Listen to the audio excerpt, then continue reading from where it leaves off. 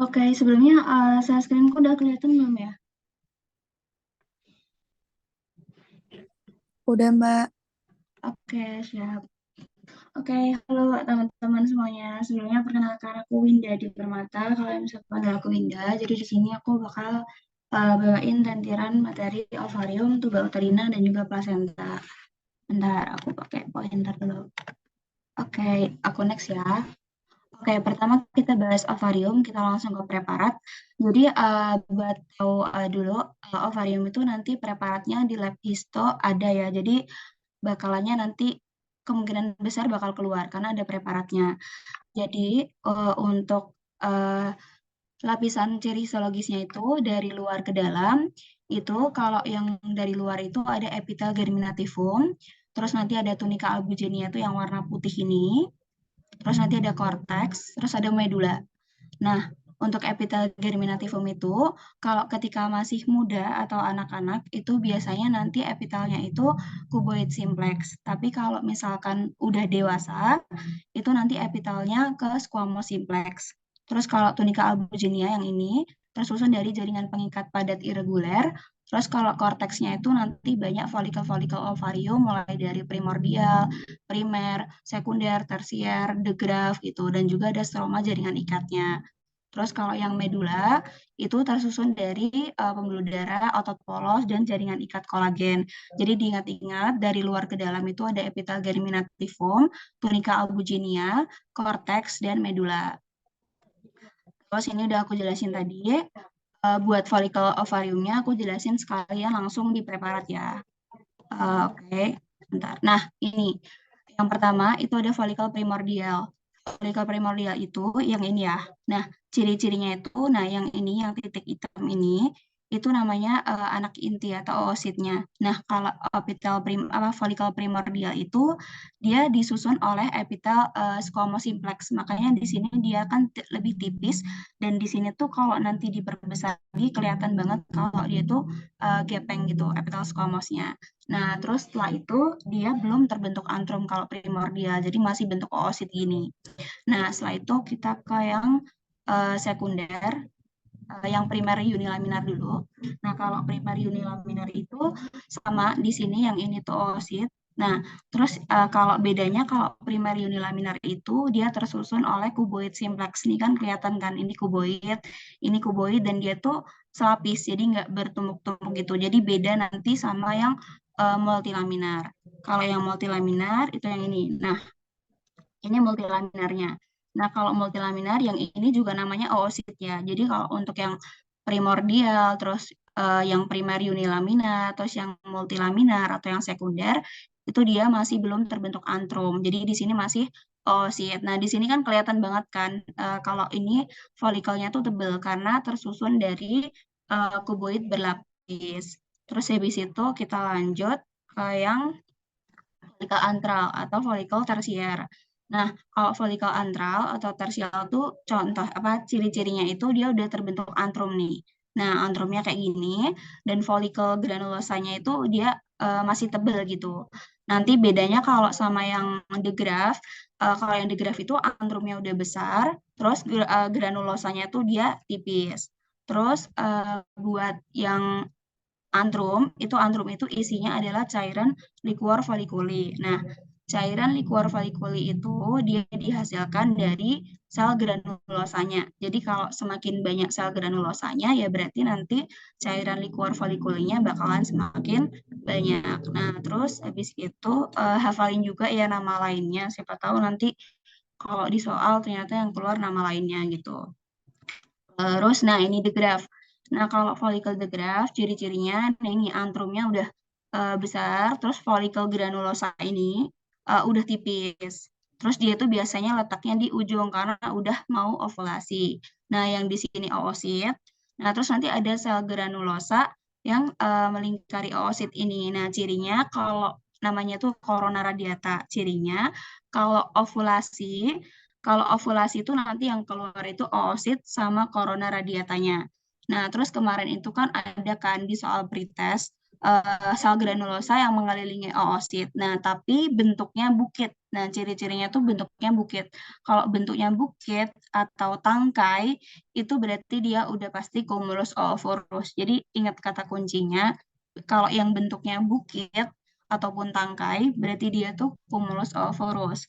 Tapi kalau misalkan nggak ada kata-kata dia berbentuk bukit atau tangkai, tapi cuman kayak sel granulosa yang melingkari oosit dan nanti akan keluar bersama oosit ketika ovulasi. Oh, pasti itu corona radiata gitu. Terus habis itu di sini ada TK interna. TK interna itu dia fungsinya sebagai endokrin.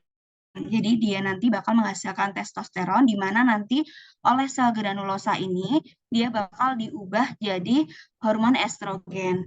Terus di sini ada TK eksterna. TK eksterna itu terdiri dari jaringan pengikat yang nanti menyerupai fusiform. Dia tuh nanti fungsinya untuk kontraksi. Jadi nanti bakal ngebantu proses ovulasi.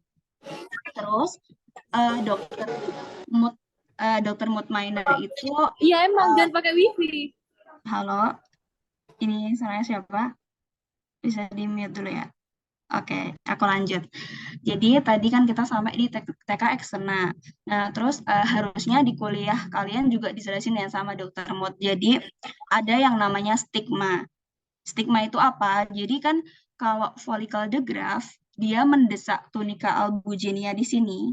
Nah, dia itu nanti akan memberikan gambaran pucat gitu dan mengalami iskemi. Nah, itu namanya stigma.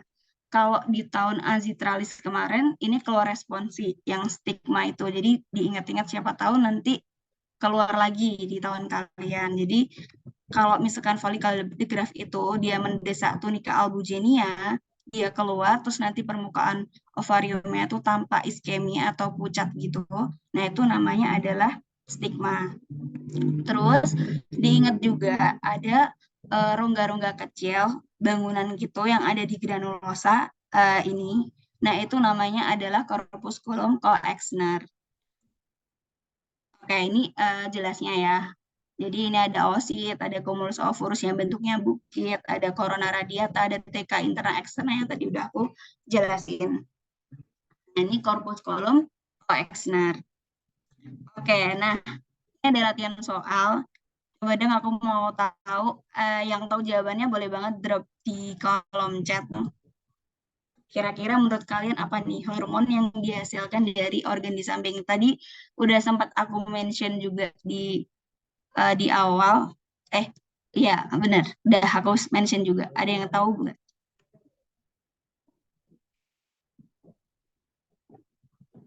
Ini keluar juga di responsi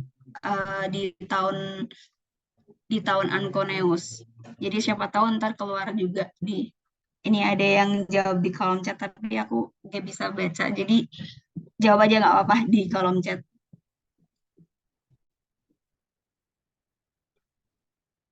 Kayak udah 2 orang. Oke, coba aku cek deh.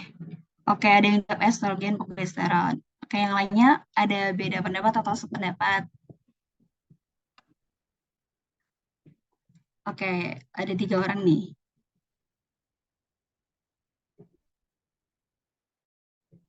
Oke, mungkin aku langsung jelasin. Jadi, kan ada, jadi oke, aku kembali ke, bentar, bentar. Oke, jadi kan folikel primer itu kan folikel ovarium itu kan berkembang dari yang pertama itu primordial. Terus nanti dari primordial itu kan dia bakal jadi yang primer. Primer jadi sekunder, sekunder itu jadi tersier, terus the graft akhirnya dia ovulasikan. Nah, kalau dia ovulasi, dia itu kan bakal keluar yang oosit sama corona radiatanya. Nah, cumulus oophorus itu masih tetap, tapi nanti lama-lama kelamaan itu bakal hilang. Terus habis itu untuk yang tersisa yang dari ovulasi itu nanti ada 2 sel. Namanya sel TK interna dan juga sel granulosa. Nah, 2 sel ini bakal menghasilkan hormon estrogen dan juga progesteron. Diingat-ingat di tahun stroke kalau nggak salah itu yang ditanya bukan 2 hormonnya, tapi 2 selnya. Kalau misalkan besok keluar 2 sel, itu jawabannya ada sel granulosa sama TK interna. Tapi kalau yang ditanya hormon, Berarti jawabannya estrogen sama progesteron gitu. Oke, kita lanjut ke soal berikutnya. Nah, menurut kalian ini preparat apa nih? Coba yang tahu boleh di drop di kolom chat.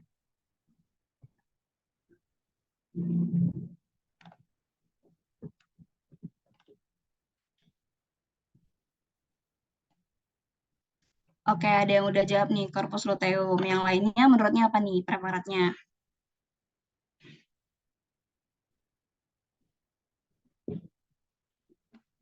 Baru satu nih di kolom chat.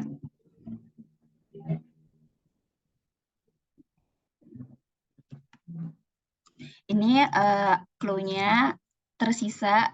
Jadi yang tersisa itu ada sel granulosa dan juga TK interna. Berarti itu namanya apa tuh?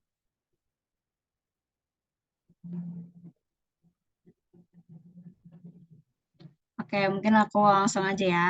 Jadi ini preparatnya itu corpus luteum. Jadi nih dia tuh tersisa sel granulosa di sini dan juga ada TK internanya. Oke, kita lanjut. Bentar. Nah, oke. Ada yang tahu nggak apa B apa? Tadi di awal udah aku singgung nih. A apa B apa? Ada yang tahu nggak?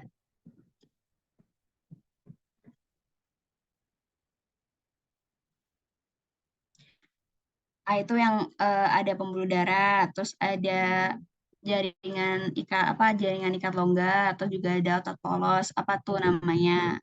Terus B, oh B banyak folikel ovariumnya, berarti apa tuh?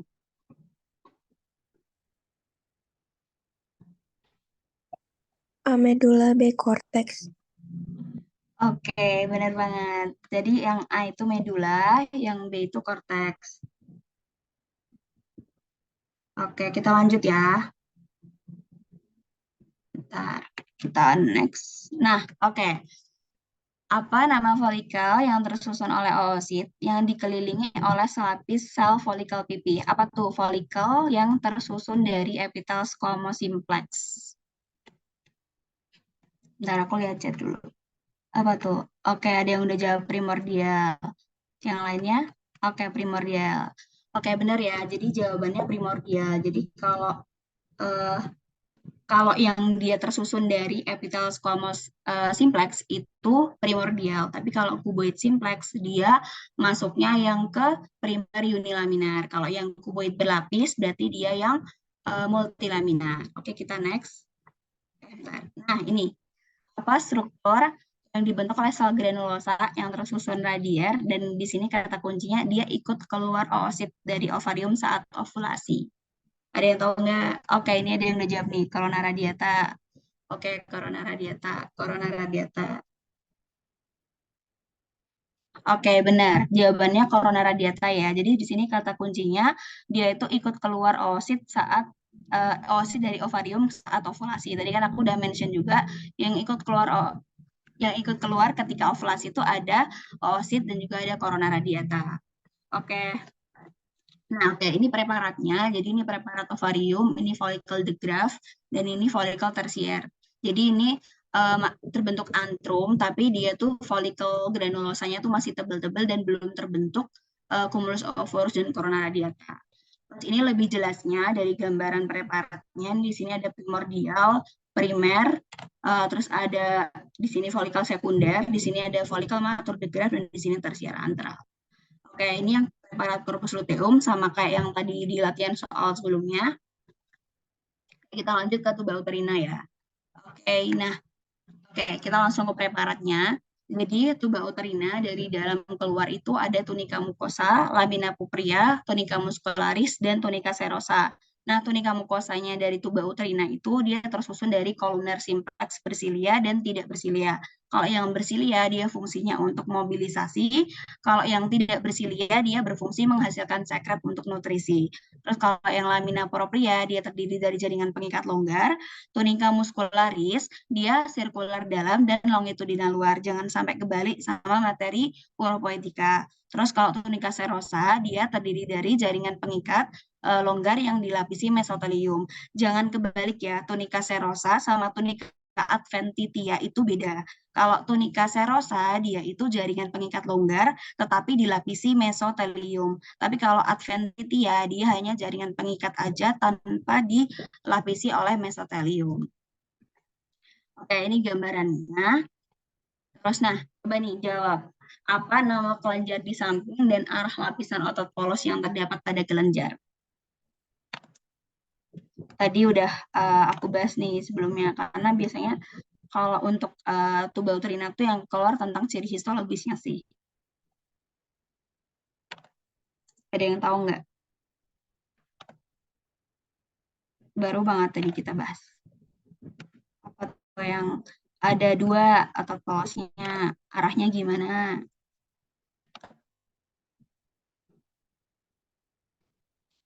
Oke, ayo ada yang mau, ada yang tahu? Kayak mungkin aku langsung bahas. Oke, nih ada yang jawab nih. Tuba uterina, sirkular dalam, longitudinal luar. Oke, bener ya. Jadi jangan kebalik arahnya, dalam luarnya. Diingat-ingat juga, biasanya tuba uterina tuh diresponsi keluarnya seputaran tadi sih, yang ciri histologis yang 4 tadi, tunika mukosa, lamina propria, terus ada juga yang tunika serosa dan muscularis. Jangan sampai kebalik urutannya. Oke, kita next. Oke, kita ke plasenta. Ingat yang plasenta itu ada dua pars, pars fetalis dan juga pars maternalis. Kalau yang pars fetalis itu punya bayi itu yang ini, terus kalau yang pars maternalis itu yang ini. Nah, nanti pars maternalis itu dia bakal menempel di endometrium, terus nanti akan menjadi desidua basalis. Oke, nah, fetalis itu dia terdiri dari yang pertama, chorionic plate. Chorionic plate itu tersusun dari lempeng chorion. Kalau filikorion, dia itu tersusun dari trofoblast yang terdiri dari sel sinsitiotrofoblast yang arahnya luar. Kalau yang sitotrofoblast itu dalam. Terus juga filikorion juga tersusun dari pembuluh darah dan juga uh, untuk spasium interfilosum dia itu ruang antar fili dan dia itu terisi darah dari janin dan ibu. Jadi nanti ada pertukaran antara darah janin dan darah ibu. Terus nanti yang memisahkan antara darah janin dan darah ibu itu namanya sawar plasenta atau barier plasenta. Ingat-ingat ya, ini di tahun-tahun kemarin keluar responsi.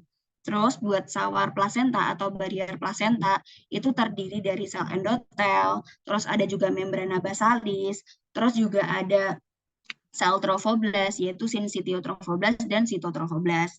Kita next. Terus, nah, untuk yang pars maternalis, terdiri dari septum placenta, desidua basalis, membrana neta Busch, kelenjar uterina yang berkelok-kelok, serabut otot polos. Nah, kalau responsi yang tahun aku lupa antara ASI atau ANKO, itu yang keluar pars maternalis. Tapi jangan lupa juga hafalin pars fetalis. Siapa tahu kalau nanti dibalik ternyata yang keluar fetalis gitu. Terus, oke. Nah, ini buat preparatnya. Di sini desidua basalis, di sini filikorion. Oh ya, filikorion tuh ada yang anchoring dan ada yang floating. Nah, kalau yang anchoring tuh ini. Jadi dia tuh di sini nempel ke desiduanya. Kalau yang floating itu yang kayak gini. Nah, terus ini tuh spasium interfilosum. Nah, coba jawab. Dua jenis trophoblast yang melapisi filikorion. Yang luar mana, yang dalam mana? Jangan sampai ketukar, coba ada yang tahu nggak? Oke, udah ada yang jawab. Oke, benar ya. Sinsitiotrofoblast luar, dalam sitotrofoblast. Oke, kita next. Oke, coba sebutin bagian dari pars maternalis. Gak usah banyak-banyak, tiga aja nggak apa-apa. Coba tiga atau dua deh. Ada yang bisa nyebutin?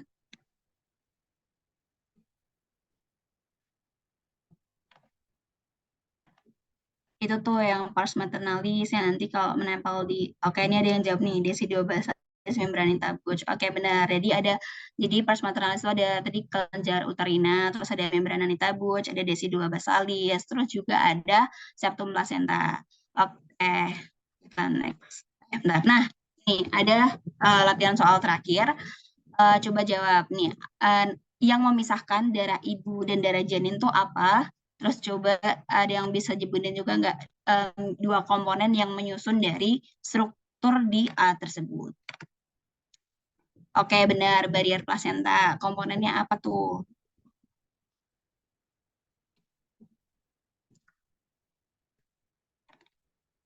Oke, benar. Sel endotel, sel sitotosin sih. Ya, benar. Oke. Jadi, yang A ini bisa jawab barier plasenta atau sawar sawar darah plasenta. Nah, komponennya itu ada sel endotel, membrana basali, sel trofoblast. Oke, kita next. Oke, nah ini preparat OGF yang ada di lab histo. Jadi kemungkinan besar pasti preparat ini keluar di responsi besok karena ada di preparatnya ada di lab. Jadi ada ovarium, ada tuba-uterina, plasenta, uterus, dan vagina. Terus ini ada preparat, linknya kalian nanti aku share juga linknya di kolom chat, nanti bisa di klik aja. Oke, mungkin itu dari aku. Kalau ada yang mau tanya, boleh sambil ada yang nunggu yang tanya, aku kembaliin ke Raha. Kalau ada yang tanya, boleh ya.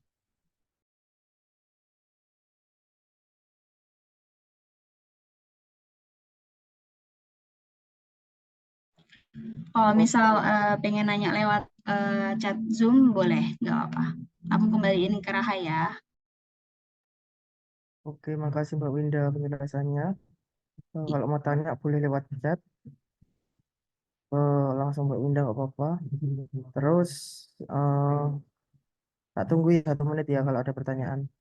Sampai 24:06.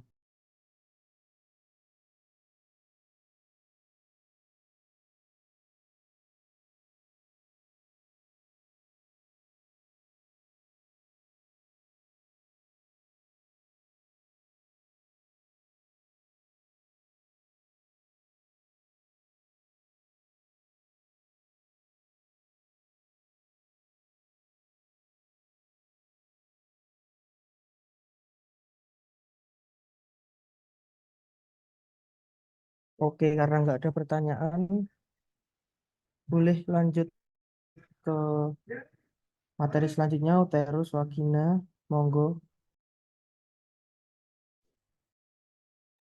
Oke, suaraku masuk nggak?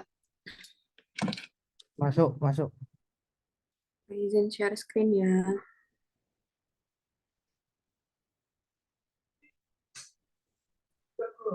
Udah kelihatan?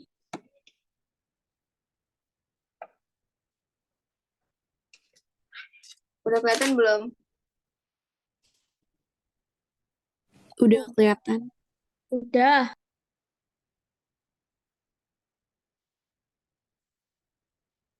Raha. Ya, Oke. gimana? Oke, selamat malam semuanya. Kenalin aku Naila dari Aslab 23. Kayaknya saya Raha jelek deh. Oke, malam ini aku bakal jelasin tentang uterus sama vagina. Yang tadi ovarium, tuba uterina sama plasenta udah dijelasin sama Mbak Winda. Jadi malam ini aku bakal bahas tentang uterus sama vagina. Oke, yang pertama tentang uterus. Ini kita udah tahu semua kalau lapisan uterus itu dari endometrium, myometrium, sama perimetrium. Terus nanti kita bakal belajar juga kalau endometrium tuh isi lapisannya banyak banget, tapi nanti. Terus kemarin tuh ada yang nanya ke aku, sebenarnya yang luar mana, yang dalam mana, karena agak rancu. Nah, kalau misal aku suka ngehafalin, itu aku hafalinnya yang deket sama lumen, kan lumen di sini kan. Nggak ada nggak ya gambarnya? Nanti, bentar. Jadi kan lumen di sini. Jadi kalau misal ada bayi atau janin atau mungkin oosit yang luruh itu akan lewat lumen kan. Terus habis itu yang paling dekat sama lumen itu namanya endometrium. Habis endometrium, myometrium, terus perimetrium. Nah, yang perlu kita yang bikin rancu adalah bahwa endometrium ini sebenarnya itu paling dalam. Kalau misalnya di tubuh orang terus di dalamnya ada rahim, itu kan otomatis yang di dalam sini kan endometrium. Sedangkan kalau misal kalian ngehafalin, sebenarnya dari luar ke dalam, itu yang paling luar endometrium. Nah, jadi ngehafalinnya jangan berdasarkan logika orang, terus endometrium paling dalam, tapi luar itu merupakan yang paling dekat sama lumen. Oke? Luar. Ntar aku catat deh ini. Ini lumen. Lumen. Terus ini tuh arah ke luar. Jadi yang paling dekat sama dunia luar, itu yang paling dekat sama lumen, itu berarti endometrium ya. Terus habis endometrium sama basalis, ya kan? Nah, habis itu fungsional itu nanti bakal dibagi lagi jadi kompakta sama spongiosal. Oke, kita bahas endometrium kemarin yang pas kita post test. Nanti bisa dihafal-hafalin sendiri. Jadi di sini aku bakal jelasin soal preparatnya aja. Jadi yang perlu diingat, paling perlu diingat dan dipahami adalah bahwa endometrium itu lapisannya banyak. Ada yang fungsional, basal, ada yang pertama epitel dulu. Terus habis itu epitel dulu kan, ada yang bersilia dan juga tidak bersilia. Habis itu lamina propria. Terus habis itu stratum fungsional dan juga stratum basal. Stratum fungsional dibagi lagi jadi kompakta sama spongiosa. Oke, habis itu apa ya? Jadi secara garis besar sebenarnya cuma epitel sama lamina propria. Tapi lamina propria ada dua, fungsional sama basal. Nah, terus yang akan mengalami, yang bakal kalian hafalin bahwa dia mengalami perubahan yang drastis pada saat menstruasi, itu yang stratum fungsional aja. Oke? Yang basal ini nggak mengalami banyak perubahan. Terus yang paling banyak selnya, itu yang stratum basal. Oke, jadi perbedaan antara stratum fungsional sama basal ini diingat-ingat. Terus myometrium ada 4 otot polos, ini udah di luar kepala ya. Terus perimetrium itu merupakan tunika serosa. Nah, terus kalau misal diresponsi itu akan banyak yang keluar, itu bukan ditanyain, oh ini preparat apa, uterus gitu, nggak mungkin sesimpel itu. Kenapa? Karena di uterus itu dia mengalami siklus menstruasi. Oke, nah ini aku mau jelaskan. Mbak Naila suaranya agak ngelek.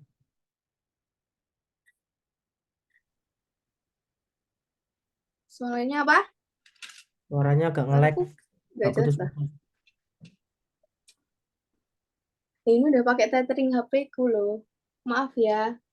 Oke, ya wes coba dulu. Coba lagi.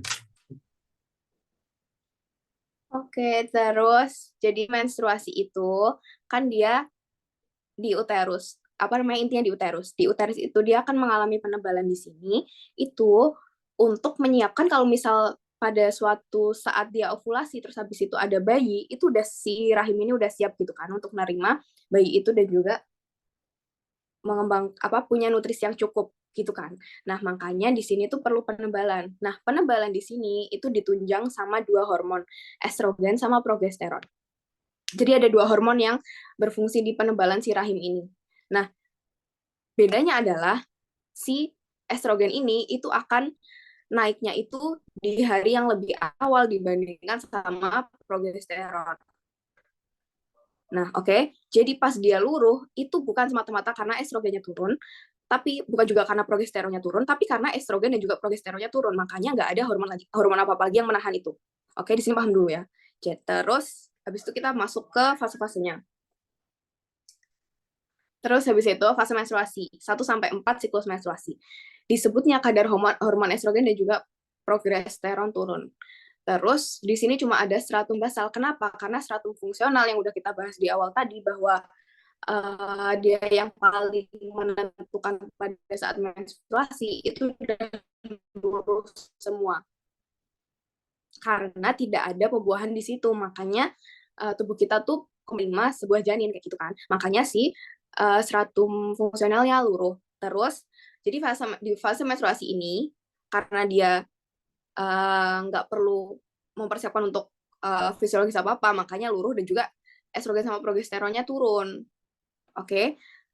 Sedangkan kalau misal hamil, si estrogen sama progesteronnya ini akan dipertahankan tetap segitu, biar dindingnya ini tetap segini oleh si plasenta. Terus habis itu next fase proliferasi. Habis menstruasi selesai, otomatis dia akan menyiapkan dirinya lagi untuk ke siklus menstruasi berikutnya dong. Nggak mungkin cuma satu siklus habis itu selesai. Terus, kenapa di sini ditulisnya dipengaruhi hormon estrogen? Karena yang di situ, yang lebih naik duluan kan estrogen. Makanya ditulisnya dipengaruhi hormon estrogen. Tapi apakah di fase ini ada progesteron? Jawabannya ada. Tapi di situ perannya progesteron itu nggak terlalu signifikan. Oke, nah terus yang perlu kita ketahui lagi di sini, karena dia habis menstruasi kan turun tuh si ketebalan dinding uterusnya. Nah pas fase proliferasi ini dia baru mulai naik. Jadi masih awal tuh, dia masih awal-awal apa ya? Awal-awal membenahi, awal-awal dirinya mulai regenerasi dan pulih gitu loh. Makanya dia masih awal-awal, tubulusnya masih lurus, lumayan sempit karena isinya belum terlalu banyak. Oke, tapi pada akhir fase ini mulai endometriumnya utuh untuk kemudian masuk ke fase seterusnya, yaitu fase sekresi. Di sini kelenjarnya udah mulai berkelok-kelok. Ini kalau misal kalian lihat, oke. Di sini udah mulai ada lipatan-lipatan dibandingkan sama yang progesteron yang dia cuma gini doang. Oke. Terus, kalau fase sekresi itu dipengaruhi hormon progesteron. Kenapa? Karena meskipun di sini ada estrogen yang berpengaruh, tapi estrogennya tuh udah mulai turun. Dari yang awalnya fase proliferasi kan dia gini, pas fase sekresi dia ada di titik ini si estrogennya. Sedangkan pada titik ini progesteron tuh mulai naik. Makanya ditulisnya dipengaruhi oleh hormon progesteron. Meskipun sebenarnya di situ ada banyak hormon. Oke. Terus stratum fungsionalnya dibagi dua, kompakta sama spongiosa. Kenapa? Karena di sini mulai penuh untuk mulai lengkap gitu loh untuk fase menstruasi, untuk bukan untuk menyiapkan fase selanjutnya antara itu menstruasi atau kehamilan. Oke. Nah, terus cervix uteri ini hafalan teori aja, dihafalnya sendiri ya. Jadi ada dua bagian, kanalis sama porsio. Terus kalau kanalis epitelnya apa, mukosanya kayak gimana, stromanya isinya apa. Kalau porsio epitelnya apa. Terus di sini dia udah mulai kompleks. Kenapa? Karena porsio vaginalis ini mulai deket sama kulit. Makanya dia epitelnya mirip sama kulit. Suaraku masih nge-lag tah? Udah mendingan, Oke. tapi masih jelek. Terus ini vagina. Terus ini vagina, dia merupakan tabung fibromuskuler. Kalau nggak salah ini kemarin keluar ya di postes. Dia beneran tabung fibromuskuler, benar atau salah? Benar. Terus ada secara garis besar ada 4, tunica mucosa, lamina propria, muscularis, dan juga adventitia. Terus di tunica mucosanya ini dia spesial banget. Dia kompleks non-kornifikasi, sitoplasmanya ada glikogen, dan juga ada ruge atau lipatan-lipatan. Terus lamina proprianya banyak serabut elastis, pembuluh darah, limfosit, dan juga tidak ada kelenjar. Nah, si struktur ini adanya ruge dan juga serabut elastis ini memungkinkan vagina untuk kembali ke bentuk awalnya setelah proses melahirkan ataupun koitus. Terus ada tunica muscularis juga di sini. Tunica muscularisnya ada 2 lapisan yang dalam sirkuler dan juga yang luar longitudinal. Ini ya, muscularisnya di sini. Yang kelihatan banget, aku cari apa namanya preparat yang paling jelas ini. Terus ada adventitia atau fibrosa juga yang isinya jaringan kat padat. Lagi-lagi di sini juga dikasih serabut elastis sama Allah. Terus ada pembuluh limfa dan juga saraf. Next, latihan soal. Mungkin yang tahu bisa on mic ya, soalnya aku nggak bisa lihat Zoom. Ini yang pertama. Ini fase apa? Terus hormon yang berpengaruh apa?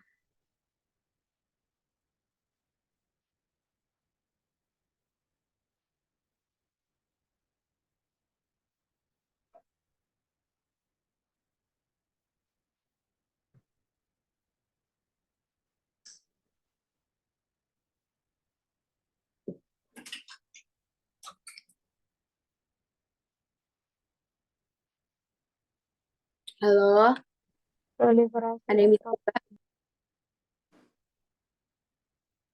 Fase apa? Proliferasi. Terus hormonnya? estrogen. Iya, benar banget.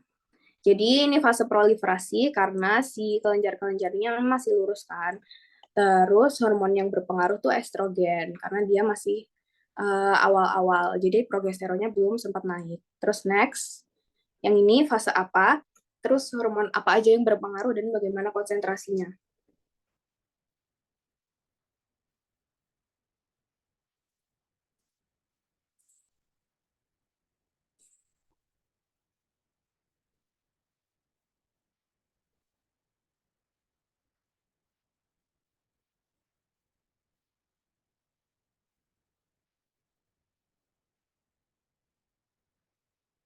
Bisa langsung on mic aja ya yang tahu. It's okay, kita belajar bareng.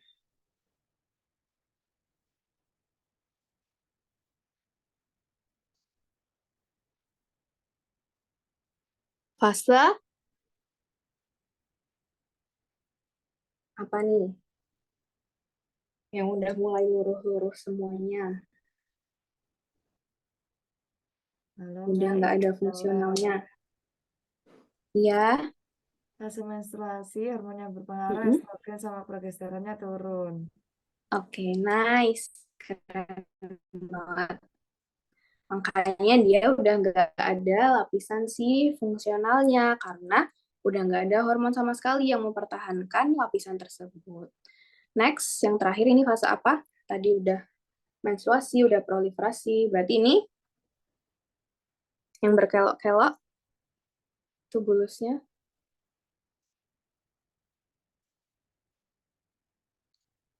Fase Sekresi. iya benar. Hormon yang berpengaruh apa yang naik pas sekresi? Progesteron. Nice, keren.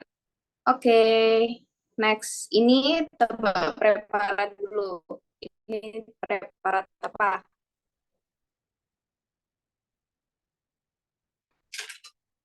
Yang punya ruge, terus muskularisnya 2 lapisan, yang dalam sirkuler, luar longitudinal, merupakan preparat Vagina. vagina. Oke. Terus soalnya, aduh kecil lagi. Epitel dari organ pada preparat tersebut pada sitoplasmanya menghasilkan tetes-tetes. Glikogen. Iya, benar banget glikogen. Oke. Nah, ini kayak yang terakhir deh. Iya, ini yang terakhir. Lipatan pada kanalis serviks disebut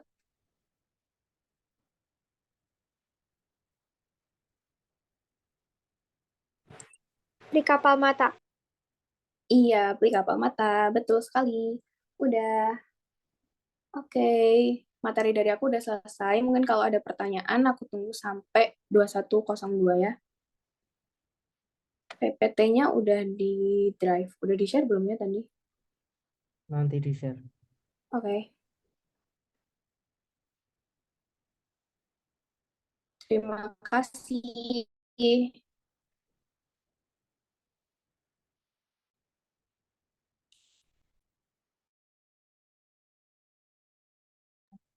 Oke, karena udah 21.02, mungkin nanti kalau tanya bisa PC aja ke Mbak Naila.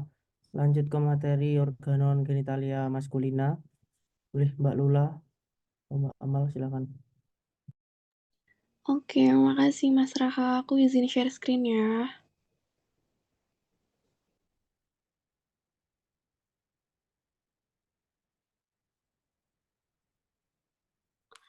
Oke, udah kelihatan belum ya? Udah, Mbak. Oke, jadi halo semuanya. Aku Mbak Lula sama nanti ada Mbak Aiza juga. Nanti bakal nemenin kalian buat belajar OGM. Nah, preparat OGM yang ada di histo ada testis, ductus epididymis, ductus deferens, vesicula seminalis, sama kelenjar prostat. Jadi nanti dari semua OGF mungkin kalian bisa utamain tuh yang ini dulu yang belajarnya. Terus ini OGM tuh ada 3, interna, eksterna, sama kelenjar. Terus buat yang ini mungkin nanti tuh bakal ditanya tentang urutan dari salurannya gitu ya. Jadi urutannya tuh dari testis ke epididymis, terus ke vas deferens, uretra, vesicula seminalis, kelenjar prostat, baru ke kelenjar bulbo-uretral. Terus ini juga biar lebih paham tentang urutan ini ya, salurannya. Terus ini ya, masuk ke OGM interna, testis. Jadi kalau tentang testis tuh yang paling sering keluar tuh yang ini. Jadi kapsulnya tuh ada 3 tunika. Dari luar ke dalam tunika vaginalis, albuginea, sama vasculosa. Tunika vaginalis isinya selapis sel mesotel pipih, terus yang tunika albuginea isinya jaringan ikat kolagen, sama tunika vasculosa isinya jaringan pengikat longgar dengan banyak anyaman kapiler darah. Nanti buat preparatnya nanti kita lihat di bawah ya. Terus testis ada 2 komponen penting, tubulus contortus seminiferus yang nanti bentuknya kayak tabung gitu, bulat-bulat. sama jaringan interstisial yang ada di sekitar tubulus contortus seminiferus itu. Nah, tubulus contortus seminiferus ada 3 tunika propria. Yang pertama tunika propria terdiri dari jaringan fibroelastis sama sel myoid. Terus ada membrana basalis yang tipis dan homogen. Terus ada epitel germinativum. Nah, ini juga sering ditanyain apa epitel yang ada di tubulus seminiferus. Namanya epitel germinativum. Terus isinya apa aja? Ada sel spermatogenik sama sel Sertoli atau sel penyokong. Nah, ini juga sering ditanyain ya yang sel Sertoli ini. Jadi sel yang berfungsi sebagai monopol mekanik namanya apa? Sel Sertoli. Terus jaringan interstisial terdiri dari jaringan pengikat longgar yang ada sel Leydignya. Nah, sel Leydig berfungsi buat menghasilkan testosteron. Terus ini ya, jadi ini kan gambaran histologis dari testis ya. Kalau misalnya di zoom tuh kayak gini gitu. Jadi ada jaringan fibroelastisnya, terus yang ada myoid sel juga, terus membrana basalis yang tipis dan homogen, terus makin ke atas tuh ada sel spermatogeniknya, ada sel Sertolinya.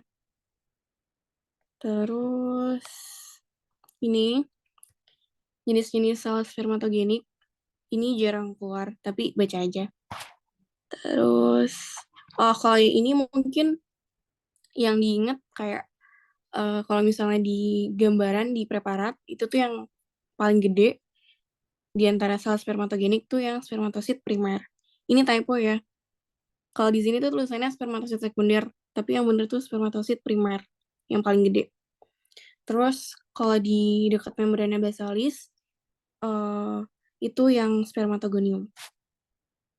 Terus ini sel Sertoli fungsinya buat menopang secara mekanik, terus membentuk sawar.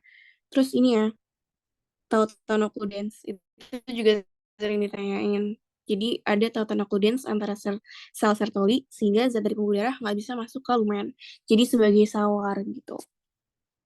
Terus ini, nah yang ini ya, kemarin sempat juga ada di post-test kalau nggak salah, pre-test tentang fase spermatogenesis. Ini kalau di PPT asisten nggak ada, cuman ada di PPT kuliah. Jadi nanti buat responsnya jangan lupa belajar PPT kuliah ya. Sekalian buat nyicil ujian blok. Jadi kalau misalnya di tahun lalu yang di azitralis, responsinya itu tuh ditanyain kalau dari spermatid ke spermatozoa, itu tuh namanya tuh apa? Namanya spermiogenesis. Gitu. Jadi nanti contohnya tuh kayak gitu. Terus ini buat preparatnya. Ini udah aku coret-coret juga, jadi kalian bisa lebih mudah gitu mungkin untuk bisa mengidentifikasi. Buat gambar yang ini, itu ya, udah aku tunjuk ada tunika albuginianya. Jadi yang di yang kayak garis tebal itu tuh tunika albuginianya. Yang terdiri dari jaringan ikat kolagen. Terus makin ke dalam tuh ada tunika vaskulosa. Nggak terlalu kelihatan, soalnya tipis gitu. Tapi ada. Terus yang bentuknya bulat-bulat tuh tubulus seminiferusnya. Dikelilingi sama jaringan interstisialnya. Tuh.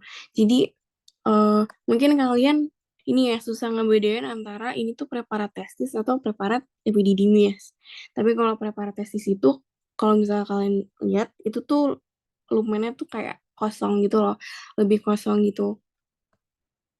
Terus kalau misalnya di zoom in itu tuh kayak gini bentuknya. Jadi bulat atau kayak tabung gitu. Terus di pinggir-pinggirnya tuh kayak lumayan tebel. Terus makin ke tengah tuh makin tipis. Kayak cuman garis-garis doang. Itu tuh testis. Nah, garis-garis ini itu tuh namanya ekor. Mana ya? Nih. Ini tuh gambaran yang lebih gedenya. Jadi tuh ini tubulus seminiferusnya. Nah, yang kayak garis-garis gitu, yang aku bulatin itu tuh ekor-ekor sperma. Soalnya kan fungsi dari tubulus seminiferus kan buat menghasilkan sperma, gitu kan. Terus, yang tadi aku juga sempat jelasin kalau yang jenis sel spermatogenik yang paling dekat sama membrana basalis itu yang spermatogonium. Sedangkan yang paling gede nih, yang mana ya? Nah, yang ini, yang kelihatan gede-gede yang aku bulutin-bulutin ini, itu tuh spermatosit primer.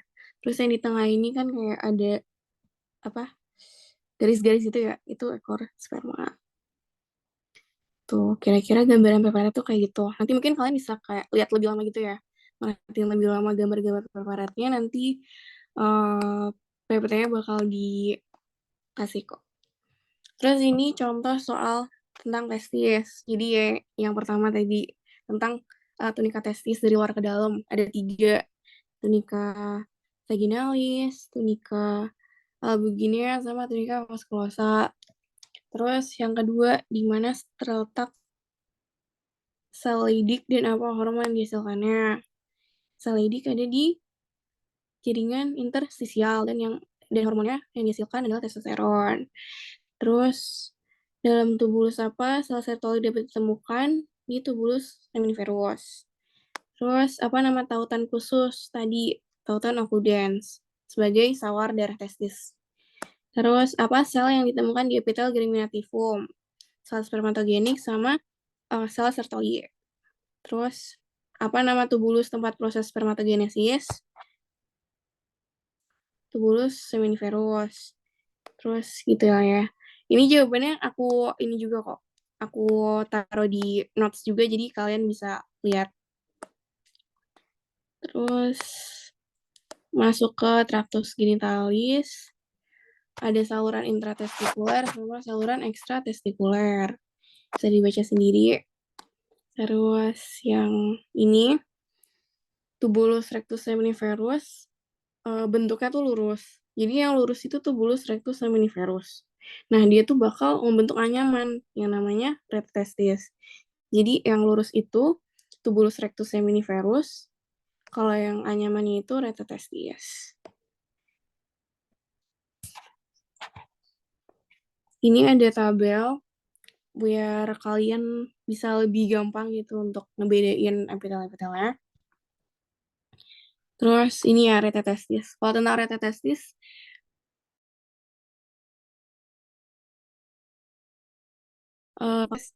strukturnya anyaman ruang-ruang sempit, terus permukaan sel membentuk silia atau flagella, gitu.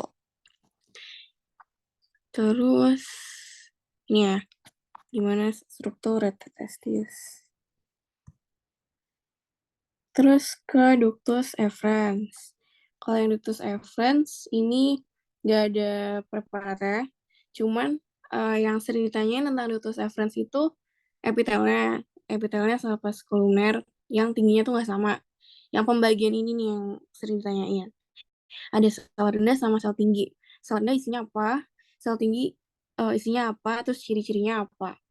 Gitu. Kalau sel rendah kan berisi pigmen sama cairan sekresi, terus ada brush border.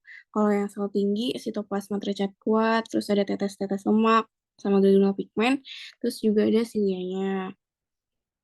Tuh. Terus masuk ke epididymis ya. Kalau ductus epididymis, epitelnya itu pseudokompleks kolumner dengan stereosilia. Bedanya silia sama stereosilia, kalau stereosilia itu dia sifatnya non-motil, jadi dia tuh nggak gerak. Kalau silia tuh gerak. Nah, yang di epididymis itu stereosilia, yang sifatnya itu nggak gerak atau non-motil. Nah, ductus epididymis itu fungsinya buat apa? Buat nyimpen sama maturasi final spermatozoa. Nah, ini sering ditanyain ya. Jadi, fungsi dari epididymis itu apa? Buat nyimpen sama maturasi final dari spermatozoa. Terus, di epididymis itu juga ada otot polos di bagian luarnya, cuman tipis banget. Ini ya preparatnya. Ini udah aku coret-coret juga, jadi mungkin bisa memudahkan kalian. Kalau yang ini preparat epididymis, kalau misalnya dibandingin sama preparat testis tuh ini kan kayak kalau ini tuh lebih kayak isinya gitu. Kalau yang tadi kan lebih kosong. Kalau ini tuh ada isinya, jadi kayak tebelnya tuh di tengah gitu. Kenapa tebel di tengah? Soalnya yang di tengah itu tuh ada spermanya. Karena fungsi dari epididymis apa tadi? Buat nyimpen sperma dan maturasi finalnya. Tuh jadi lumennya kelihatan kayak berisi gitu. Terus ini ya, jadi yang aku lingkerin itu sperma yang disimpan. Terus itu juga kelihatan epitel pseudokompleks kolumernya. Terus yang eh, stereosilianya tuh, nih bisa dilihat tuh kayak ada garis-garis, itu tuh stereosilia. Terus di bagian luarnya tuh ada kayak otot tipis, otot polos tipis yang bentuknya sirkular. Oke. Iya, jadi kalau epididymis tuh kebanyakan ditanya tentang fungsinya. Jadi fungsinya tuh apa sih? Terus epitel yang lapisi duktusnya tuh apa?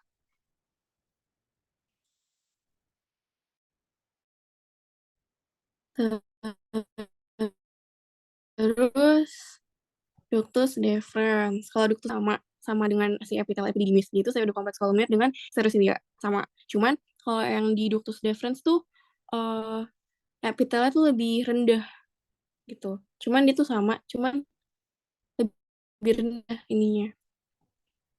Duknya. Terus ada lamina proprianya, jembatan longitudinal, jaringan elastis, dan pembuluh darah. Terus ini ya, kalau dibandingin sama epididymis tuh, ductus deferens tuh ininya tebel banget. Sel ototnya. Apa? Lapisan ototnya. Soalnya ada 3 kan. Dan ini jangan kebalik ya. Yang tipis tebelnya. Jadi dari dalam keluar itu tuh makin tebel. Longitudinal tipis, sirkular tebel, terus longitudinal tebel. Yang jadi ciri khas dari preparat ductus deferens, tunika mukosanya tuh kelihatan kayak ngelipat-lipat gitu ya. Terus ini preparat yang di Lepisto. Jadi kalau misalnya kalian ngeliat preparat kayak gini, lapisan ototnya ada 3. Kelihatannya tuh kelihatan tebel gitu. Oke. Bisa dilanjutin sama Mbak Aiza. Oke, aku izin masuk ya. Suaraku jelas gak? Jelas. Jelas. Yang share screen siapa lo?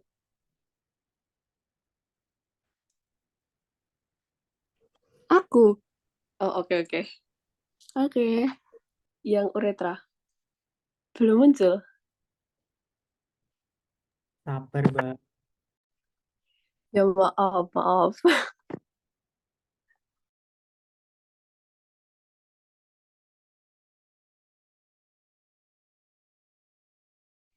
Oke, bismillahirrahmanirrahim. Aku izin mulai. Jadi lanjut ke OGM interna yang terakhir. Itu kan ada uretra.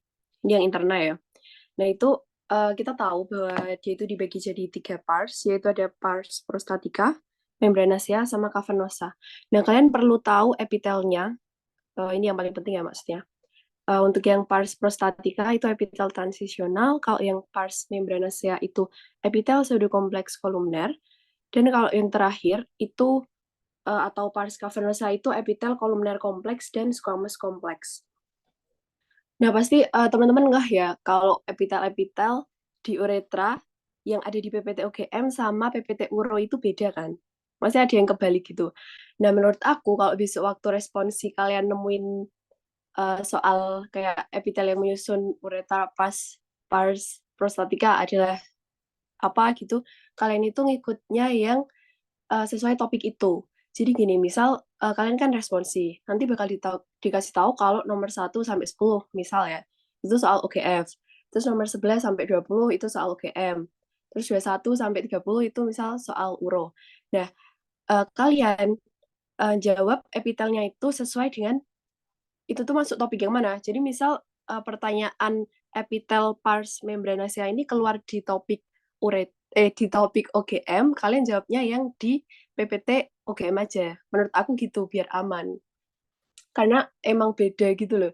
Maksudnya yang ada di PPT OGM sama OGM sama URO itu tuh ada yang kebalik gitu. Itu emang dari tahun aku udah kayak gitu. Terus lanjut, kalau yang di pars cavernosa ini, dia tunika mukosanya ada kelenjar litre, sama yang khas dari uretra ini, dia lapisan otot polosnya itu beda sama organ-organ lain. Kalau yang organ-organ lain itu kan biasanya CDLL, sirkular dalam, longitudinal luar. Tapi kalau di uretra ini dia kebalik. Yang bagian dalam itu yang longitudinal dan yang luar itu yang sirkular. Oke, lanjut.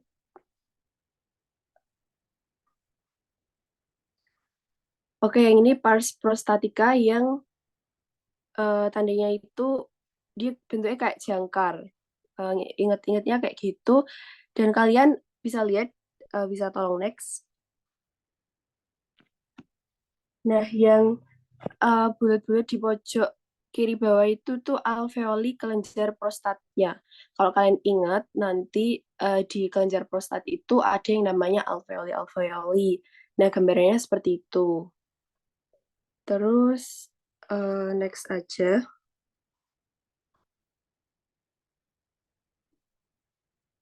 Oke, ini kalau zoom in itu ada epitel transisionalnya, yaitu ada sel payungnya ya. Oke, next.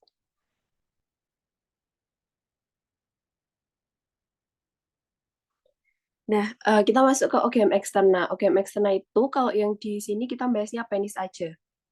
Nah, penis, boleh tolong ke gambarnya, gambar idealnya. Nah, kalau secara anatomi, kalian pasti udah belajar ada corpus cavernosum sama corpus spongiosum. Kalau yang cavernosum itu yang mata itu, yang 2 di atas. Kalau yang spongiosum itu yang mulut, yang 1 di bawah. Nah, kalian perlu tahu bedanya secara histologis. Jadi, kalau secara histologis, kalau yang corpus cavernosum itu, dia tunika albugineanya itu tebal. Kalau yang spongiosa itu tipis. Terus mereka berdua sama-sama jaringan erektil. Dan kalau yang corpus cavernosum ini dia dilewati arteri profunda penis. Ini anatomi ya. Kalau yang spongiosa itu dilewati bulbo uretra di pangkalnya dan dia akan melanjutkan sebagai glans penis. Oke, terus kalau yang corpus cavernosum ini juga ada jaringan pengikat fibrosa padatnya ya, lebih tebal. Oke, next.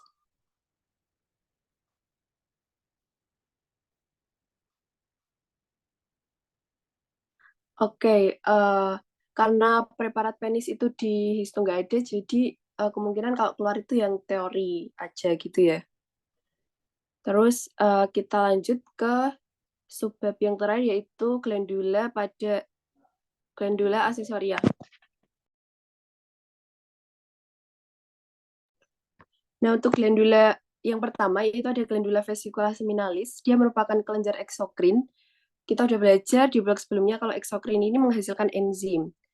Nah, ini hasil-hasil cairan visos yang dihasilkan oleh vesicula seminalis fungsinya untuk menutrisi sperma. Kerjanya dipengaruhi oleh testosteron. Nah, lanjut ke preparat.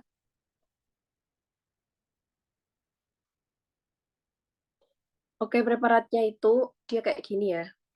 Nah, udah jelas banget dia berlekuk-lekuk dari dalam keluar, dalam itu yang dekat dengan lumen. Itu ada tunika mukosanya, dia bercabang, berlipat-lipat, kripta nggak teratur, epitelnya dari pseudokompleks kolumner. Pseudokompleks kolumner itu sama kayak yang di uretra pars membranacea.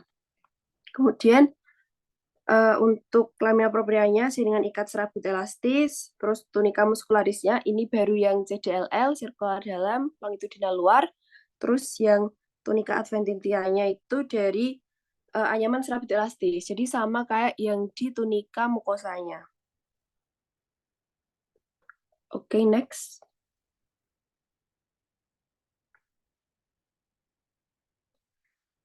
Selanjutnya ada kelenjar bulbo-uretralis cowperi. Dia adalah kelenjar tubulo-alveoler.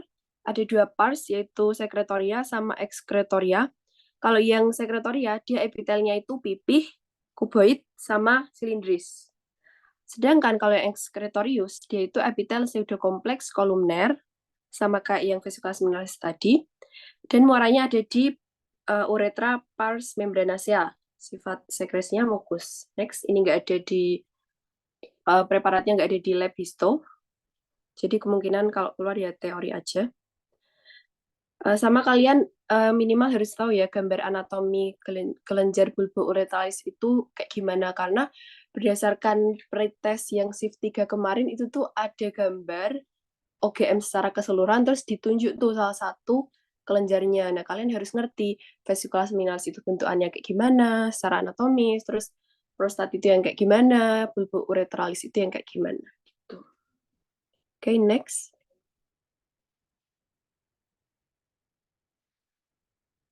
Oke, yang terakhir itu kelenjar prostat. Dia adalah kelenjar tubulo-alveolar atau tubula asinus kecil bercabang.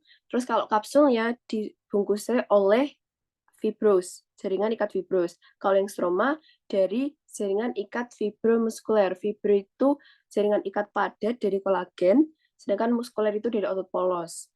Terus alveoli, dia epitelnya bervariasi tergantung aktivitas. Nanti ada aktivitas tergantung aktivitas, kalau dia aktif sama yang nggak aktif. Kalau yang aktif itu dia kolumner tinggi, kalau yang saat tidak aktif itu kubai rendah. Kemudian membrana apisalis nggak jelas, proprianya elastis dan dari pembuluh darah. Terus ada bangunan khas yaitu ada corpora amylacea. Kalian pasti tahu ini adalah sekret yang mengalami kondensasi dan kalsifikasi, isinya glikoprotein dan glikosaminoglikan. Next.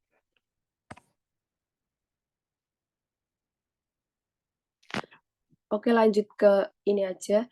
Jadi kalian hati-hati ya kalau misal pas responsi terus ada ini kan soalnya itu khas pada jawaban yang corpora amylacea-nya. Tapi ditanya preparat apa pada preparat apa yang terlihat, itu berarti jawabannya yang kelenjar prostat gitu. Jadi hati-hati ya, teliti yang baca soalnya. Oke, apalagi ya? Sebenarnya preparatnya sama aja sih. Maksudnya kayak itu-itu aja, jadi lanjut aja ke materi selanjutnya biar nggak kemalaman. Oke, terima kasih. Oke, terima kasih Mbak Iza, Mbak Lola. Ini pertanyaan tak tunggu sampai 2128 ya. Boleh kalau mau tanya resen aja, nggak apa-apa.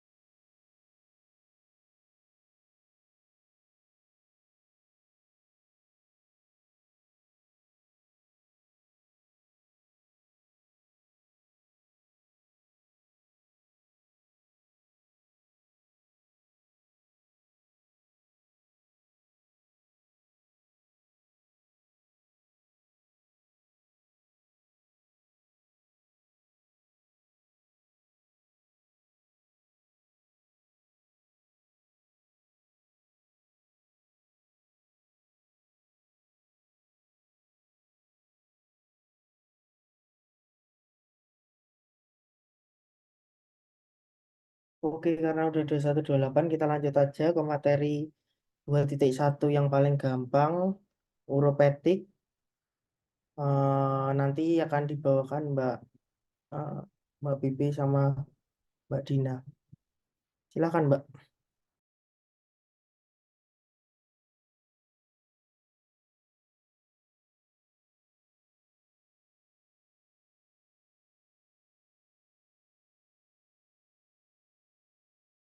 Halo, halo. Halo Mbak, Oke, udah kedengeran suaraku? udah. Oke, jadi ini materi yang terakhir yaitu uropoetika. Nah, nanti kita bakal bahas mulai dari REN, terus ke ureter, terus ke vesika urinaria, dan uretra. Oke, yang pertama kita bahas dari REN. Seperti yang kita tahu, REN itu kan punya kapsul. Kapsulnya terdiri dari jaringan ikat fibrosa yang tipis. Nah, terus di luarnya itu ada lemak perinefrik. gabungan antara kapsul dan lemak itu namanya fascia gyrata. Nah, ren itu kan terdiri dari dua bagian ya. Mungkin boleh dong kalian tebak yang kiri apa, yang kanan apa? Wait.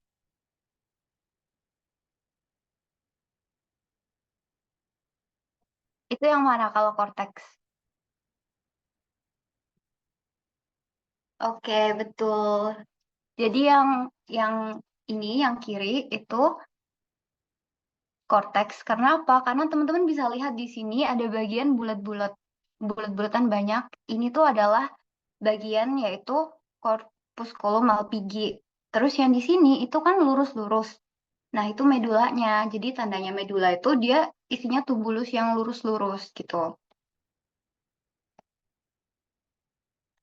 Nah, di sini buat lebih jelasnya, kalau cortex ren itu dia punya terdiri dari dua parts. Jadi ada bagian yang gelap-gelap, kayak bulat-bulat ini, itu namanya pars convolata. Nah, terus ada bagian yang terang, yang lurus-lurus ini, namanya pars radiatanya. Gitu.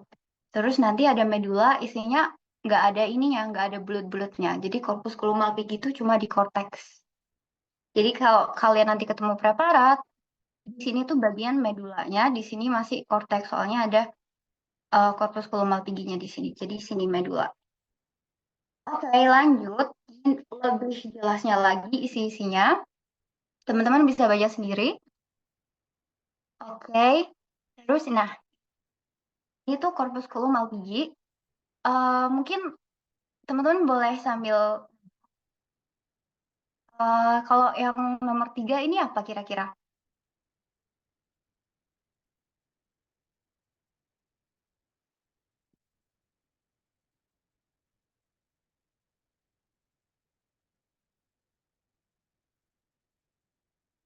Yang bagian ini, yang dia itu punya epitelnya itu tipis, selapis. Kira-kira dia apa ya? Ya, kapsula Bowman bagian apanya? Lamina yang mana? Parietalis. Betul, jadi ini lamina parietalis. Nah, kemarin ada yang masih bingung, sebenarnya lamina visceralis itu di mana sih? Gitu. Nah, jadi di antara lamina parietalis dan lamina visceralis dari kapsula Bowman itu ada ruangan. Ruangan namanya urinary space, yaitu yang ini. Kalau di preparat gambarnya putih gini. Nah, itu urinary space. Berarti lamina visceralisnya itu ada di sini. Dia itu nempel sama glomerulusnya. Kalau kalian lihat di sini ada struktur yang kayak punya kaki-kaki ini namanya sel podosit. Nah, sel podosit ini bagian dari lamina visceralisnya gitu. Nanti dia itu bersama-sama sama sel endotel kapiler yang ada di glomerulus, jadi aparatus untuk filtrasi dari ginjal gitu. Oke, lanjut. Nah, ini tadi keterangannya. Terus ini tuh preparatnya. Ini preparat dari lab kita. Kemungkinan kalian bakal ngelihat preparat ini sih besok. Tapi aku nggak tahu bakal di zoom sebesar ini atau enggak. Tapi ya kayak gini. Jadi ini lamina parietalnya. Di sini mana? Di sini ada glomerulus dan juga ada lamina visceralnya di sini. Terus ini ada struktur apa? Ada yang bisa tebak nggak? Struktur yang kayak gini itu apa? Ini struktur yang cukup khas di preparat ginjal. Biasanya keluar. Apa?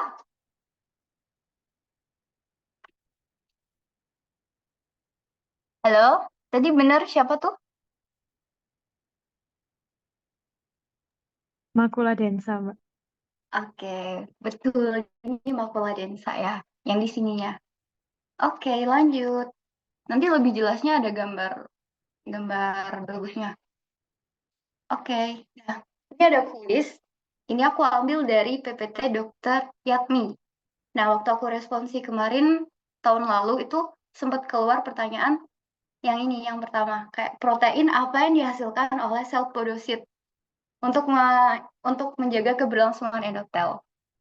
Ada yang tahu jawabannya nggak? Renin. Salah. Ada lagi yang mau coba? Oke, benar. VEGF atau Vascular Endothelial Growth Factor itu dia itu dikeluarin oleh sel podosit untuk menopang sel endotel gitu. Jadi dia itu fungsinya untuk perbaikan terus pembentukan dari pembuluh darah gitu. Kalau yang kedua, ada yang bisa jawab? Kayaknya udah tahu semua sih fungsi mesangial. Kayaknya aku coba jawabin aja ya. Jadi dia berfungsi untuk mensekresikan cairan ekstraseluler sehingga dia menjaga apa kayak rigiditasnya dari kapiler. Terus dia juga bisa memfagosit dan juga mengeluarkan sitokin. Terus yang nomor 3, kira-kira ada yang tahu nggak jawabannya? Apa? Apa aja yang kira-kira disaring nih sama endotel dari kapiler yang ada di glomerulus? Kira-kira yang nggak lolos dan masuk ke urin tuh apa aja sih?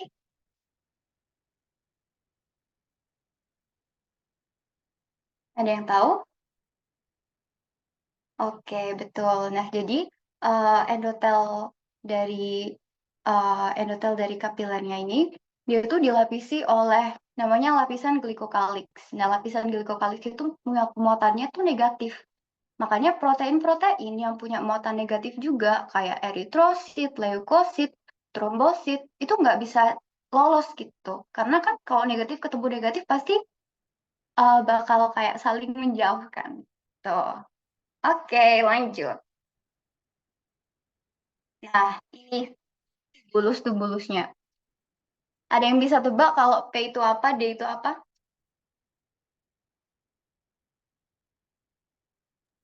P proximal, D distal. Oke, pasti udah paham semua kan cirinya apa? Kalau distal itu sel-selnya lebih kecil, terus dia itu lebih jelas batasnya, terus lumennya lebih luas.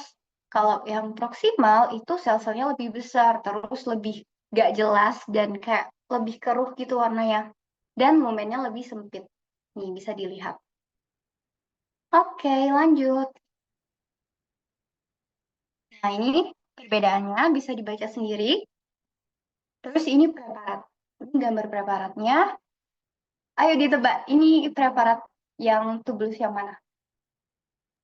Distal. Oke, kalau yang ini? Yang ini apa? Distal?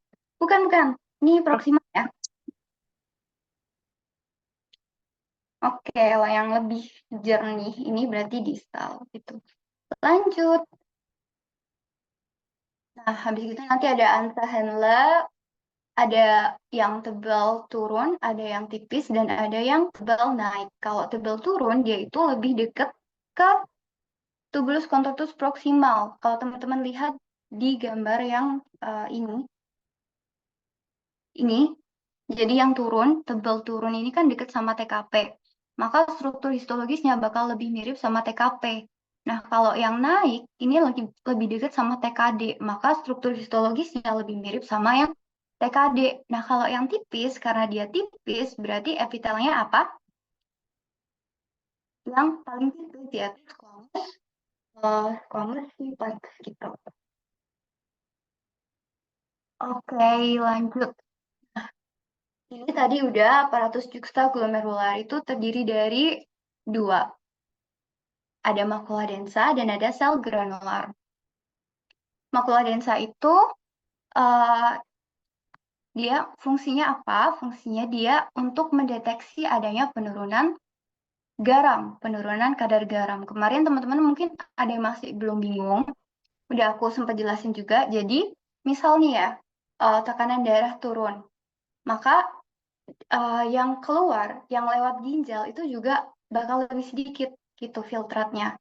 Maka makula densa itu nanti bakal tahu gitu loh, oh kok lebih dikit sih garamnya daripada biasanya. Nah, dia bakal ngasih sinyal ke sel granular untuk mengeluarkan renin gitu.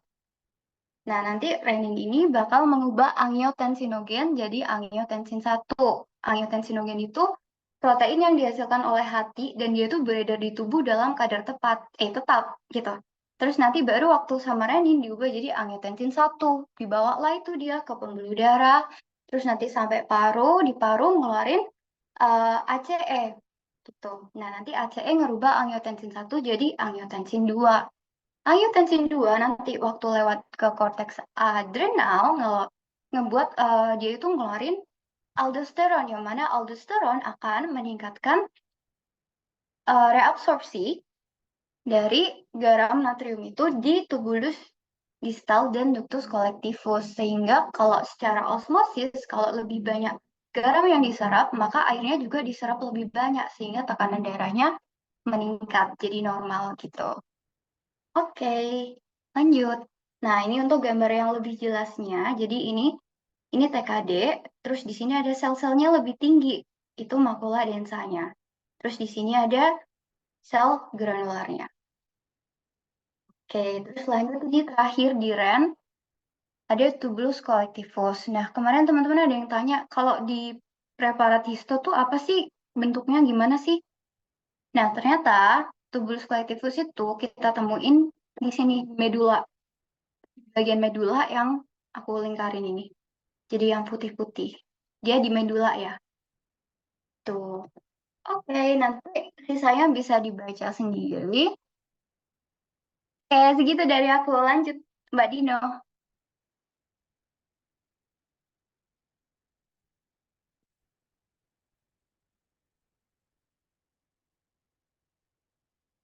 Share screen-ku udah kelihatan belum? Halo. Udah, Udah, Mbak. Mbak. Oke.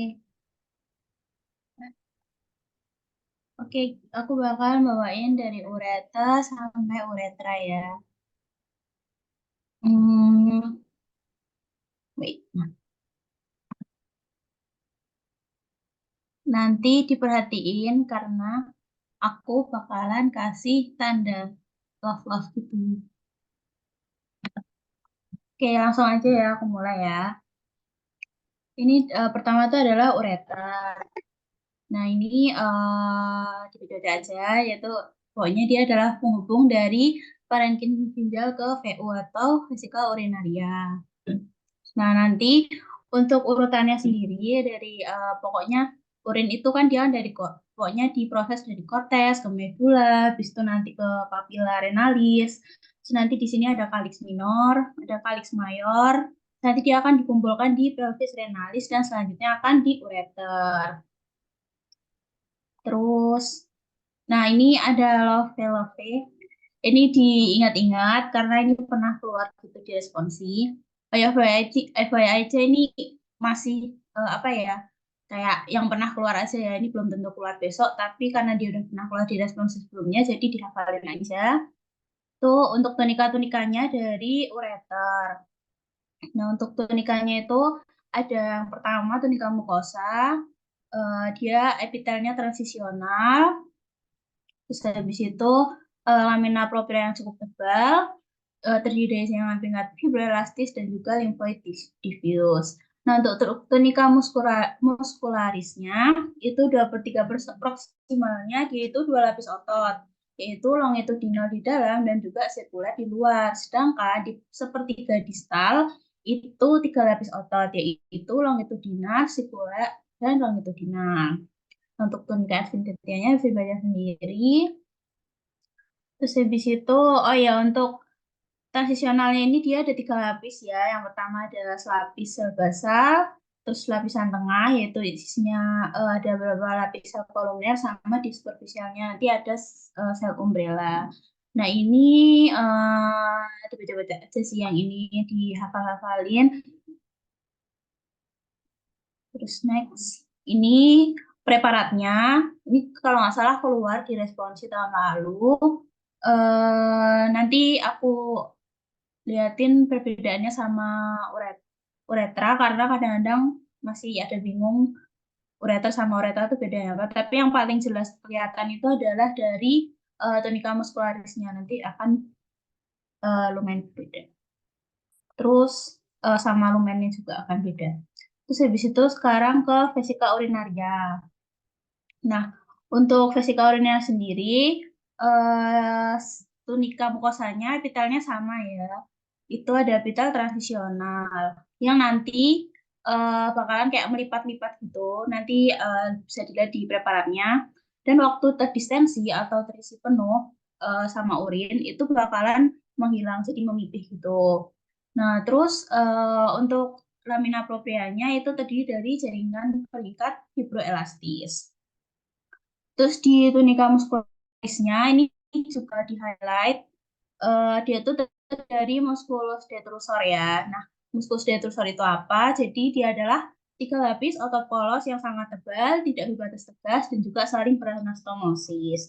Nah, fungsinya tuh untuk apa? Jadi nanti pas kita mau mengosongkan VU atau vesika urinaria itu musculus detrusornya ini yang akan berkontraksi untuk mengosongkan si VU. Terus habis itu untuk tunika adventitianya dia terdiri dari jaringan pengikat fibroelastis. Nah, ini adalah preparatnya.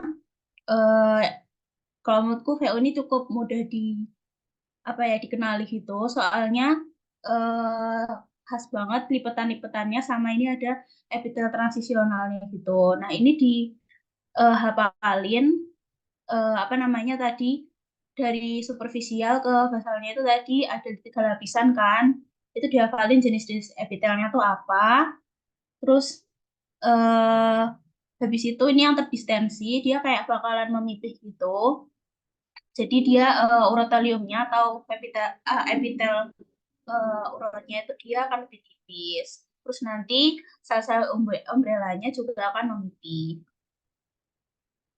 Terus oke. Selanjutnya itu uretra. Nah, jadi uretra itu adalah saluran fibromuskular yang membawa urin dari VU ke luar tubuh. Untuk lapisan dan epitelnya itu sesuai dengan letak dan pars uretra.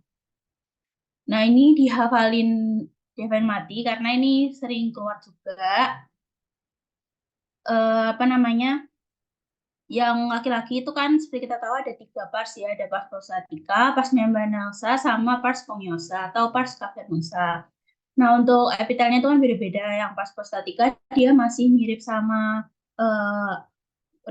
sama VU, dia epitelnya transisional. Terus kalau pars membranosa, dia itu epitelnya koluner kompleks dan pseudokompleks koluner.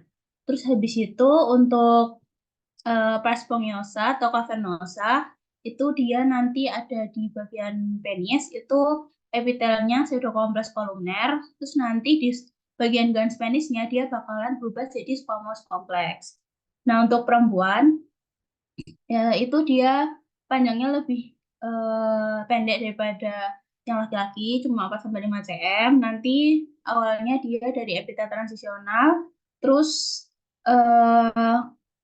selanjutnya dia bakalan jadi epitel squamous kompleks dan juga ada sejumlah area yang nanti epitelnya itu pseudokompleks koluner.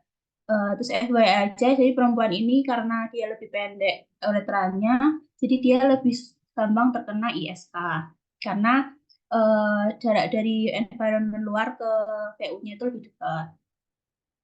Nah, ini untuk preparatnya. Jadi kalau ini lumennya bisa dilihat ini juga melipat-lipat. Dia kalau di yang pars spongiosa itu dia kalau aku ngapalnya dia kayak Batman gitu. Terus nah ini seingatku gue nggak epek. Seingatku ini juga sering dikeluarin gitu, sering di highlight. Pokoknya dia kayak preparatnya tuh kayak kalau aku ngingetnya kayak lalat gitu. Nah, mungkin untuk materinya segitu dulu. Dia paling tadi yang banyak love-nya, terus kita bakalan ke latihan soal aja.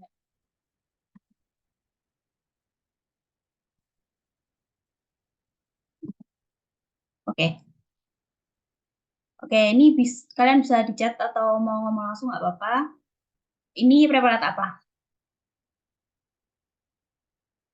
Ini ada detail kayak gini, terus itu 2 lapis otot polos, tunika muskuler. Oke, benar ya. Ini tuh ureter. Nanti untuk kuncinya ada di notes-nya. Jadi kalau misalnya kalian mau belajar, nanti di PPT yang dibagiin nanti udah ada di notes-nya untuk jawabannya. Oke, next. Nah, ini juga apa? Ini tadi udah aku kasih sih di pas materi. Ini Pak yuk. Oke, ini sama ya kayak tadi ya. Ini juga ureter. Terus next. Nah, kalau ini preparat apa? Tadi yang khas banget dia kayak berlipat-lipat. Di situ dia kelihatan ya ada apa namanya epitel-epitelnya. Oke, benar ya VU keadaan kosong. Oh iya, kalau misalnya mau jawab pas responsi itu kalau mau nilainya lengkap nanti jawabnya lengkap ya. Jadi saya ada VU kayak gini. VU yang kayak lumennya berlipat-lipat kayak gini itu kan VU-nya dalam keadaan kosong. Nah, itu kalian nulisnya juga nanti vesika urinaria dalam keadaan kosong atau tidak terisi urin. Supaya nilainya lengkap. Saya kalau cuma vesika urinaria doang nanti takutnya di apa namanya di nilainya setengah doang. Nah, terus ini sama ya kayak tadi ya VU yang kosong. Nah, ini kan ada susunannya, epitelnya itu apa? Susunannya dari yang paling superficial ke yang paling basal itu apa? Mungkin ada yang mau jawab dulu di chat atau langsung juga nggak apa-apa.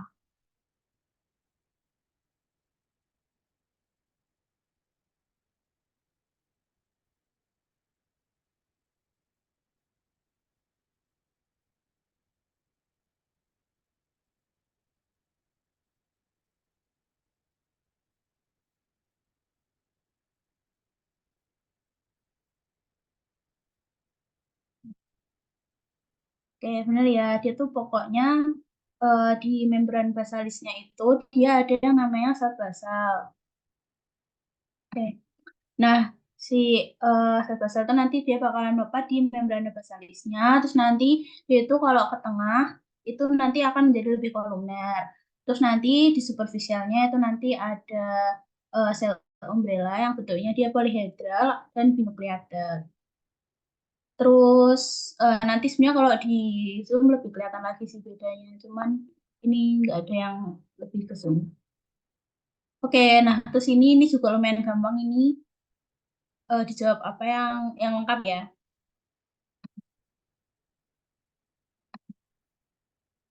Oke, benar ya. Dia tuh VU dalam keadaan terdistensi atau terisi sama urin. Jadi kalau misalnya terdistensi, dia bakalan memipih. Nanti jadi kayak sel-selnya tuh kayak sel-sel pipih gitu.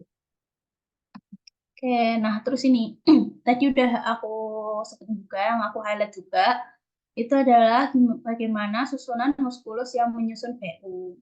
Terus apa nama muskulusnya? Nama muskulusnya tadi udah dimerah-merahin. Terus susunannya kayak gimana juga udah aku jelasin tadi. Jadi mungkin ada yang bisa jawab.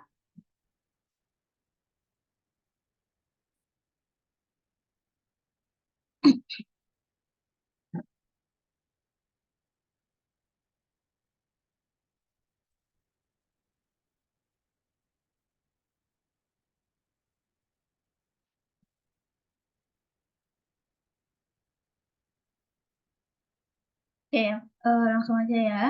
Jadi ini untuk nama muskulusnya itu adalah muskulus detrusor. Terus habis itu dia itu merupakan tiga lapis sel otot polos ya yang dia itu sangat tebal, tidak berbatas tegas dan juga dia akan saling beranastomosis. Jadi kayak jarak antar lapisan ototnya itu dia nggak jelas gitu. Oke. Nah ini apa yang tadi aku bilang kayak Batman. Nah ini nggak boleh ngomong. Pokoknya ini ada partsnya kan tadi ada parts apa disebutin yang lengkap.